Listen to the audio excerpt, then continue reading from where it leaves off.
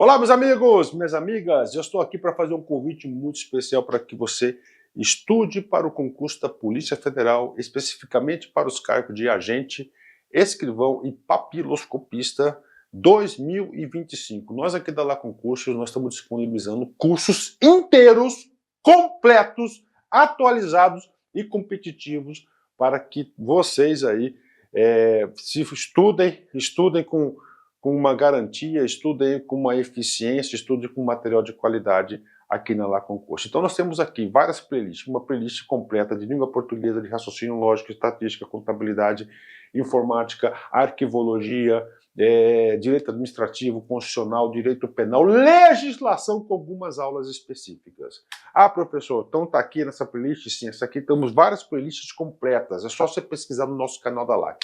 Detalhe, professor, eu quero material, eu quero estudar de forma organizada. Então, eu faço um convite do fundo do coração para que você ajude esse nosso grande projeto aqui da Lá Concurso. Por apenas R$ 39,90 você vai ter todo o nosso curso, esse mesmo curso do YouTube, tá? Esse mesmo curso, você vai ter todo o material didático, material de apoio do professor gratuitamente, e você vai ter direito também ao nosso personal coach, que o nosso personal coach nada mais é, nada menos que um planejamento. Cara, papo sério, acredite, confie. Com essa playlist, se você estudar ela de passo a passo, eu tenho certeza que você estará disputando aí vagas neste concurso. Tudo bem? Então venha com a gente, R$ 39,90, você vai ter direito a esse suporte pedagógico. Espero vocês. Valeu, tchau, tchau. Gente, voltamos e parágrafo 4º. Parágrafo 4º para encerrar essa relação de parágrafos do nosso artigo 5º. Aqui a gente tem uma informação muito rápida, mas que acaba nos permitindo conversar já sobre os direitos e deveres individuais e coletivos retratados ou apresentados, melhor dizer, apresentados nos incisos do nosso artigo 5º. Aqui a gente tem que o Brasil se submete à jurisdição de Tribunal Penal Internacional, a cuja criação tenha manifestado adesão. Qual é a informação que a gente tira daqui? Bom, primeiro é lembrar que esse Tribunal Penal Internacional, um tribunal internacional que busca punir determinados indivíduos, ou até mesmo estados, mas indivíduos, né, que cometem crimes específicos. O Estatuto de Roma, não é necessário examiná-lo, estudá-lo, pelo menos aqui no âmbito do direito constitucional, mas eu só cito, é justamente a regulamentação, as regras de processo e julgamento desse Tribunal Penal Internacional. Esse Tribunal Penal Internacional, ele também é conhecido, né, de maneira informal, e isso você escuta na televisão, como Tribunal de Haia, ou Tribunal Internacional dos Direitos Humanos. E ele busca julgar indivíduos que cometam crimes de guerra, crimes de genocídio, crimes contra a humanidade. Então é um tribunal organizado, né, sustentado, desenhado, delineado pela Organização das Nações Unidas. E a proposta é justamente essa, punir indivíduos que cometam tais crimes. Esse parágrafo 4º, ele não existia na redação original da Constituição de 88. Ele surge aqui por meio de emenda constitucional. A mesma emenda constitucional 45 de 2004 que fez nascer esse parágrafo 3º que nós conversamos agora há pouco, né? E nesse parágrafo 4º nós encontramos a recomendação dessa jurisdição, né, que o Brasil submete à jurisdição. Então o que eu quero que você perceba é que se porventura um brasileiro, né, cometer crimes que sejam de competência do Tribunal Penal Internacional, o Brasil não vai se opor que esse indivíduo brasileiro seja julgado no Tribunal Penal Internacional. E Arthur, o que está me incomodando aqui você falou que esse tribunal é um tribunal chamado também de Tribunal de Haia. Haia é uma cidade na Holanda. Então a sede desse tribunal não está no Brasil, por óbvio, está num país europeu. E se o Brasil se submete a essa jurisdição, caso o Brasil, caso um brasileiro cometa um crime que seja de jurisdição do TPI, esse brasileiro vai ser extraditado para a Holanda para ser julgado lá? Porque essa é a minha dúvida que paira aqui, né? Vai ser extraditado? Não, ele não vai ser extraditado, não há que se falar em extradição. Mas como é que esse julgamento vai acontecer? Aqui você tem o chamado Instituto da Entrega. Esse brasileiro será entregue para julgamento. Tá?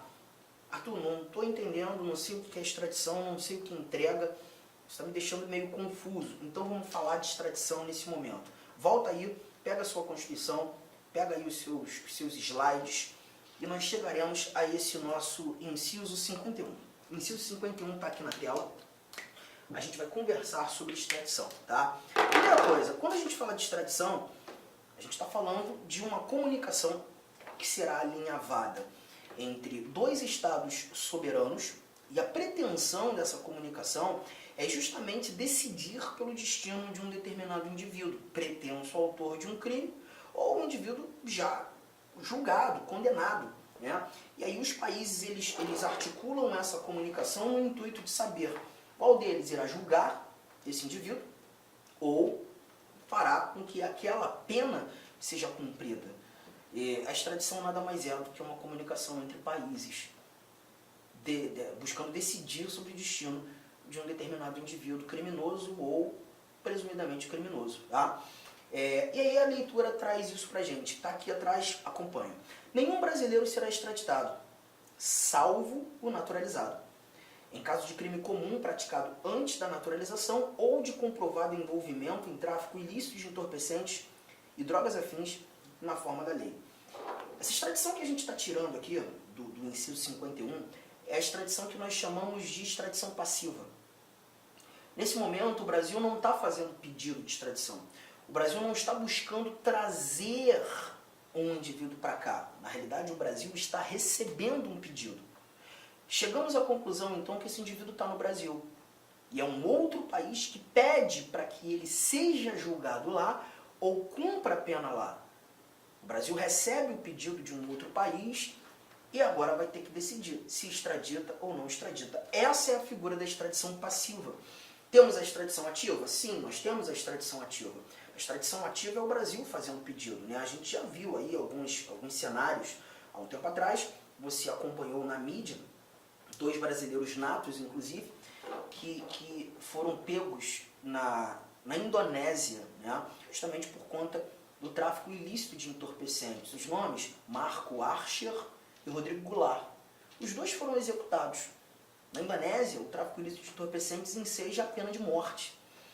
E como foram presos lá, né, encararam o corredor da morte. O Brasil se preocupou com os seus nacionais, o Brasil se preocupou com os seus brasileiros e pediu pela extradição. A Indonésia negou. Negou, julgou, condenou e executou. Os 2 foram executados, a pena lá, inclusive, ela é executada por fuzilamento, né? Os 2 foram fuzilados. Mas o Brasil fez o pedido de extradição. Nesse conjunto de informações, o Brasil praticou a tal da extradição ativa, pediu pela extradição. Só que essa extradição ativa ela não é citada aqui no nosso texto constitucional. O texto constitucional ele separou apenas informações sobre a extradição passiva. E é essa que nós iremos colocar aqui no caderno. Preste bastante atenção. Nenhum brasileiro será extraditado, salvo o naturalizado. Nenhum brasileiro será extraditado, salvo o naturalizado. Qual é a primeira conclusão que a gente tira daqui? Artigo 5º, inciso 51. Extradição passiva de brasileiros. Se nenhum brasileiro será extraditado, salvo naturalizado, a primeira conclusão que nós retiramos aqui é: se esse indivíduo é um brasileiro nato, está no Brasil e é um outro país que pede por sua extradição, a resposta vai ser não, a resposta vai ser nunca. Nenhum brasileiro será extraditado, se porventura nato. Tá? Então imagine, aquele determinado indivíduo foi lá para a Argentina, praticou um crime na Argentina, brasileiro nato, volta ao Brasil, estando no Brasil, a Argentina descobre quem cometeu o crime. Aquele brasileiro nato pede pela extradição. O Brasil, analisando esse pedido de extradição feito pela Argentina, evidenciando ser esse brasileiro um brasileiro nato, a resposta já está pronta. A resposta para a Argentina vai ser não.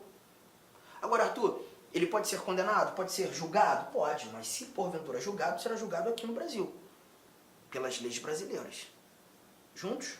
Tranquilo? Só que você viu o salvo naturalizado. Então, se a brincadeira trouxer como personagem um brasileiro naturalizado, aí eu já não posso trazer novamente o nunca, mas também não vou escrever sempre. Vou ter que colocar um eventualmente. Brasileiro naturalizado pode ser extraditado, eventualmente. E essa eventualidade precisa garantir ou estar pautada nessa informação que a gente tem aqui. Ó. Nenhum brasileiro será extraditado, salvo naturalizado, em caso de crime comum praticado antes da naturalização, ou de comprovado envolvimento em tráfico ilícito de entorpecentes, drogas afins, na forma da lei. Caso de crime comum praticado antes da naturalização. Vamos lá, vamos brincar com isso aqui. Vamos imaginar que você seja um argentino, tá? Ainda na Argentina você pratica um crime. Vou trazer aqui um exemplo, pratica um homicídio. E aí, percebendo que o bicho começou a pegar para o teu lado, as investigações estão firmes na Argentina, você sai da Argentina e vem para o Brasil. Quando chegando no Brasil, atende os requisitos para se naturalizar, ninguém sabe que foi você que cometeu esse crime, pede pela nacionalidade brasileira, conquista a nacionalidade brasileira e se torna um brasileiro naturalizado. Após isso, a Argentina descobre quem cometeu o crime. Você. Mas perceba, você cometeu esse crime antes de se tornar um brasileiro. Então, se você praticou esse crime comum antes da naturalização, o Brasil pode te extraditar. Então, eu já trago aqui a primeira recomendação. Crimes comuns praticados antes da naturalização. Só que o cuidado que você precisa ter é que o Brasil não tem a obrigação de te extraditar. O Brasil pode te extraditar. E aí o cuidado que você tem que ter com valores semânticos, tá? Porque o poder e o dever trazem semânticas totalmente diferentes. Totalmente diferentes. Lembre-se que a dignidade da pessoa humana é um fundamento da República Federativa do Brasil. E já que estamos falando de uma comunicação entre países, entre estados soberanos, quando nós estudávamos os princípios fundamentais, você viu os princípios que regem as relações internacionais. E dentre eles, precisamente o inciso 2º do artigo 4º, a prevalência dos direitos humanos. Se, aos olhos do Brasil, e quem julga o pedido de extradição é o Supremo Tribunal Federal, tá? Isso está lá no artigo 102, inciso 1º, a linha G do texto constitucional. Se aos olhos do Supremo Tribunal Federal, o órgão competente para julgar o pedido de extradição, for mais digno vê-lo sendo julgado aqui, e não lá, ainda que você tenha cometido esse crime comum antes da naturalização, o Brasil pode dizer não à Argentina. O Brasil não é obrigado a te extraditar. Pode te extraditar. Pode te extraditar. Beleza? Guardou essa informação? Só que voltando para a redação, nós temos aqui, ó, em caso de crime comum praticado antes da naturalização, ou de comprovado envolvimento em tráfico ilícito de entorpecentes, drogas afins, na forma da lei.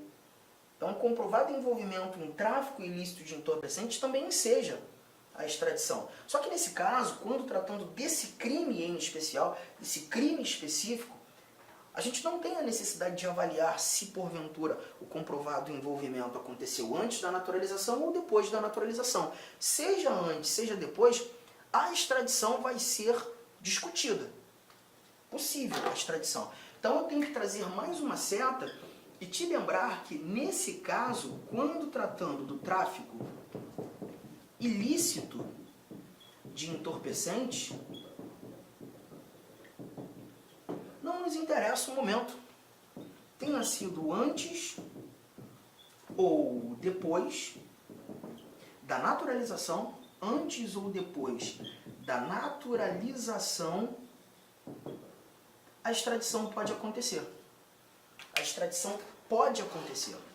Legal? Só que você está percebendo que eu estou enfatizando pode acontecer. De novo, gente, não é uma obrigação, é uma possibilidade. Não é uma obrigação, é uma possibilidade. O Brasil pode extraditar, mas não é obrigado. Legal? De novo, a dignidade da pessoa humana é um elemento preponderante para que haja ali, né, a concessão da extradição.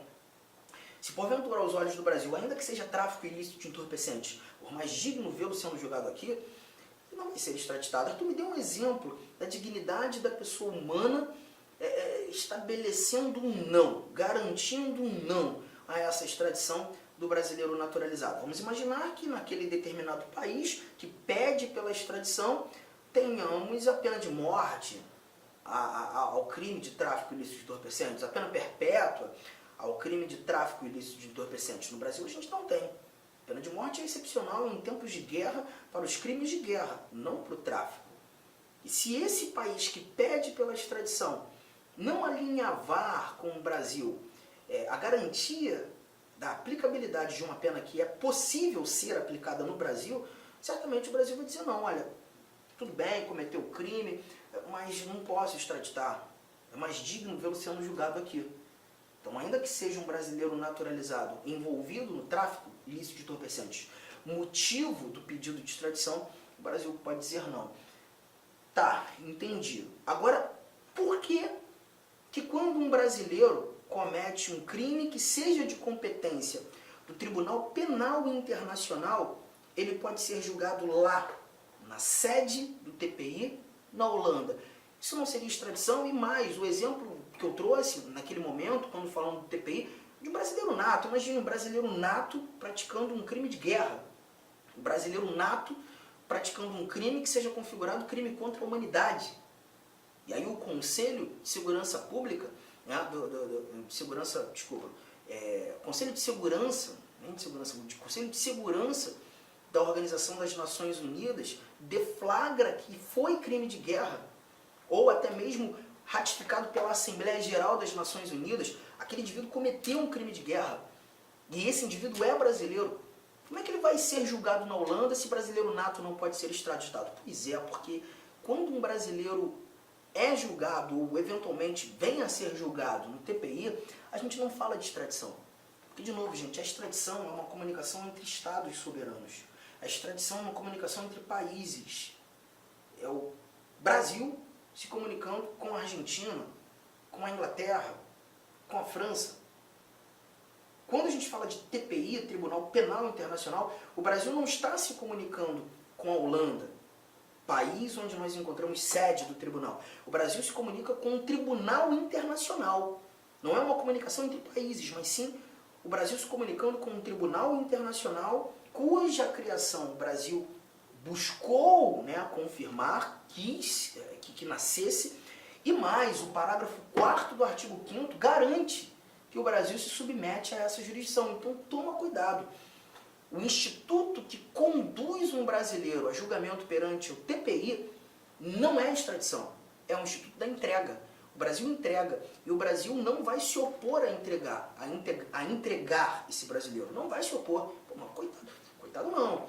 É importante que esse brasileiro saiba que o Brasil se submete à jurisdição desse tribunal internacional. E se porventura cometer um crime, configurar conduta e é de competência do TPI, o Brasil vai entregar. Não estamos falando de extradição. Esse cenário aqui é muito importante, tá? Porque a extradição é um assunto que vira e mexe, aparece aí na mídia, né? A gente teve aí a discussão de extradição de Cesare Battisti, um italiano que gerou muita informação, né? O próprio Robinho, né, envolvido aí num crime, um jogador de futebol, um crime terrível, aí, condenado pela justiça italiana. Então a gente tem esse assunto como um assunto extremamente relevante, tá? Agora, quando a gente fala de Cesare Battisti não era brasileiro, ele era italiano, estrangeiro. Por que demorou tanto, né, para que o Brasil entendesse por sua extradição? Já notou? Guardou isso tudo aqui?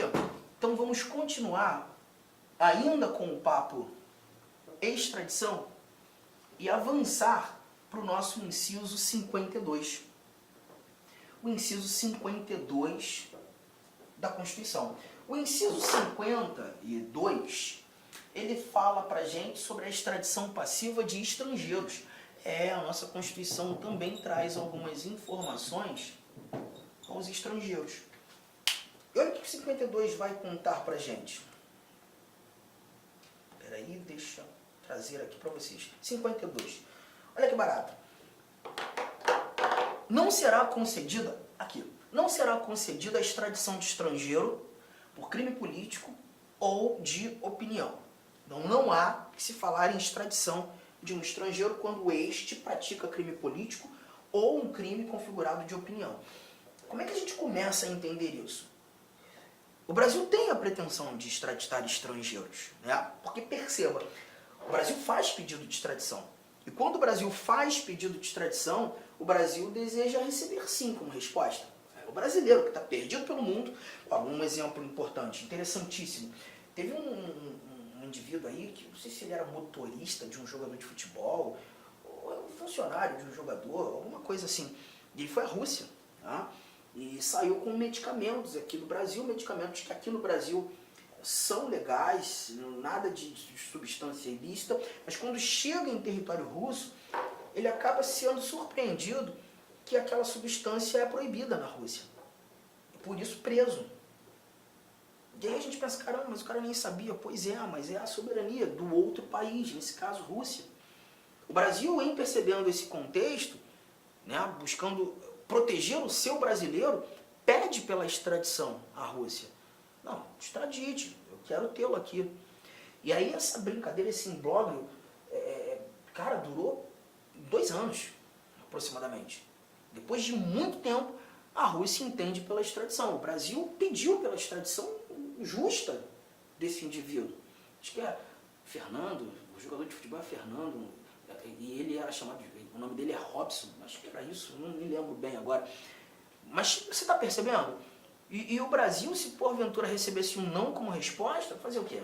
Tem que respeitar a soberania dos outros países. Tá? Depois de muito custo, o Brasil recebeu um sim. Então, o que eu quero que você perceba é que quando o Brasil faz pedido de extradição, o Brasil deseja receber sim como resposta. E se o Brasil deseja receber sim como resposta, o Brasil também tem que saber dar sim para outros países, quando outros países pedem por extradição, inclusive se forem nacionais de lá. Tá?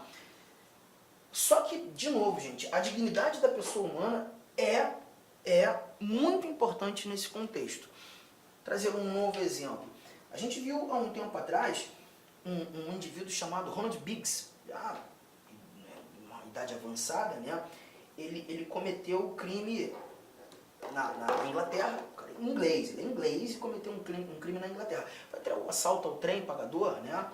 Muito conhecido aí na mídia. E depois de muito tempo o Brasil recebe esse pedido de extradição e o Brasil deu um não à Inglaterra, ainda que ele fosse inglês. Por quê? Porque aos olhos da legislação brasileira, o crime dele já tinha encarado a prescrição. E se encarado a prescrição, ele não seria julgado por esse crime, estando no Brasil. E não poderia, pela dignidade da pessoa humana, permitir que ele fosse julgado lá. O Brasil não extraditou. Está percebendo? A dignidade da pessoa humana é um elemento muito importante nessas comunicações alinhavadas entre os países. Só que nesse caso da extradição de estrangeiro, a Constituição é objetiva em determinar um não à extradição, quando o Supremo entende ser crime político ou ser crime de opinião praticado por esse estrangeiro. Então, peraí, como é que a gente vai arrumar aqui essas anotações? Ó, haverá pretensão da extradição. O Brasil tem a pretensão de extraditar, exceto e de maneira objetiva quando o Supremo Tribunal Federal entender como crime político, aí não tem como extraditar, ou entender ser crime de opinião, não tem como extraditar. Crime político, gente, a análise do crime político é evidenciar a motivação do crime. E aí aparece o Cesare Battisti, um italiano, era um dos líderes do Partido Comunista Italiano, década de 60 para a década de 70, praticou crimes na Itália, dentre os crimes, vários crimes, dentre os crimes tinha até homicídio. Tá? E aí ele foge para o México, do México vem para o Brasil, estando no Brasil, a Itália pede por sua extradição. Se não me engano, esse pedido aconteceu no ano de 2007. Ele tinha, inclusive, sido condenado na Itália, né? E o Brasil, num primeiro instante, entendeu como crime comum, né? Estávamos sob a gestão do Luiz Inácio Lula da Silva, e o Lula não extraditou, né? O que foi muito comentado à época. Mas o Supremo, logo após, muda a sua decisão, entendendo como crime político, motivação política. E isso ensejou a concessão de asilo político por César Battisti. A motivação política para aquele quantitativo de crimes praticados pelo César Battisti. Ele ficou por muitos anos aqui no Brasil, né, com um asilo político. Foi justamente quando nós mudamos a gestão, né, depois de termos passado por vários anos de Lula, Dilma, Temer, na gestão de Bolsonaro, o Supremo muda mais uma vez a sua decisão, entendendo como crime político, ou melhor, como crime comum, ensejando a extradição. Então o que eu quero que você perceba é que o crime político, ele simplesmente, em caráter objetivo, veda a extradição. Não tem como extraditar. Não tem como extraditar. Crime de opinião. Crime de opinião, não, assim, o exemplo que eu vou trazer, ele não chegou a acontecer, mas a gente vai criá-lo. Há um tempo atrás você ouviu também na mídia um norte-americano chamado Edward Snowden. Ele era um ex-funcionário da Agência Nacional de Segurança norte-americana e ele simplesmente abriu para o mundo a informação de que a Agência Nacional de Segurança dos Estados Unidos espionava vários países, né, inclusive chefes de Estado. E naquele bolo doido a Dilma estava lá. A Dilma era presidente à época. E engraçado que essa conduta de Edward Snowden nos Estados Unidos configura crime de espionagem. E ele fugiu dos Estados Unidos, né? Ele foi para a Rússia. Mas a gente também acompanhou na mídia uma fala da vontade dele de vir ao Brasil, de estar no Brasil. Se não me engano, ele é homossexual, né? E o namorado dele é brasileiro. E aí a pretensão da mídia, inclusive, era estar aqui com o seu namorado, viver no Brasil. E muito se comentou, inclusive, dele ter feito pedido, né, de concessão de asilo político no Brasil. Só que o Ministério da Justiça simplesmente disse, não recebeu pedido algum, né? E aí eu até brinco em sala de aula, de vez em quando a gente tem que se fazer de demente, né? Porque perceba, se o Brasil concede asilo político, ele vem ao Brasil, está no Brasil, e os Estados Unidos pedindo por sua extradição, certamente nesse contexto, o Supremo Tribunal Federal deveria entender como crime de opinião. E entendendo como crime de opinião, a extradição seria negada. E é legal negar algo para os Estados Unidos? Não, eu brinco, é uma brincadeira que eu faço, né? Então, não recebi, não estou nem sabendo, não sei nem quem é. Né? Justamente para que isso não acontecesse. Mas, nitidamente, a conduta dele, aos olhos do Brasil, certamente seria entendida como crime de opinião. E se assim fosse, não teria como extraditá-lo. Ele teria ali a concessão de um asilo político. A ideia, inclusive, de uma perseguição em decorrência de fala. Tamo junto? Firmeza? Então aqui a gente mata essa recomendação sobre a extradição, tá? E aí, para o próximo bloco, a gente continua esse papo, né, trazendo mais informações sobre esses valores do nosso artigo 5º que te aguardo para a gente continuar.